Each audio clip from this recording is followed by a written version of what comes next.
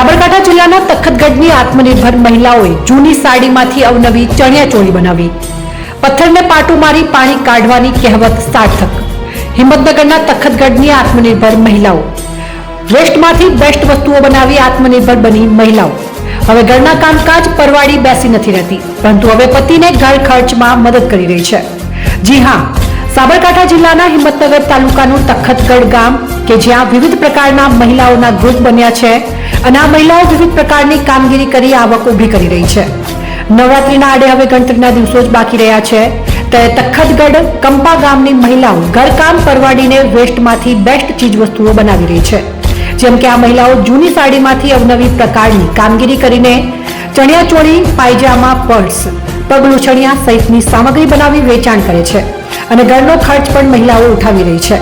જોકે વેસ્ટમાંથી બેસ્ટ એટલે જે જૂની સાડી અથવા કેટલાક જૂના કપડાં એકત્રિત કરીને તેને ગામની મહિલાઓ નવીન આકાર આપે છે, જેમ કે પર્સ બનાવે છે. તે ઉપરાંત નવરાત્રીમાં ઉપયોગી વસ્ત્રો બનાવી રહ્યા છે, જેના થકી મહિલાઓ અવનવી પ્રકારની કામગીરી કરી વેસ્ટમાંથી બેસ્ટ બનાવી રહી છે. જેના થકી મહિલાઓ ઘરનું કામકાજ પૂર્ણ કર્યા બાદ આ પ્રકારની કામગીરી કરી પરિવાર સાથે ખભાથી ખભો મિલાવી રહી છે. આમ તો સરકાર દ્વારા વિવિધ પ્રકારની સબસિડી આપી મહિલાઓને આત્મનિર્ભર કરવા માટેના પ્રયાસો હાથ ધરાયા છે, ત્યારે આ ગામની મહિલાઓ પહેલેથી જ આત્મનિર્ભર બની ઘર ખર્ચમાં પરિવારને મદદ કરી રહી છે.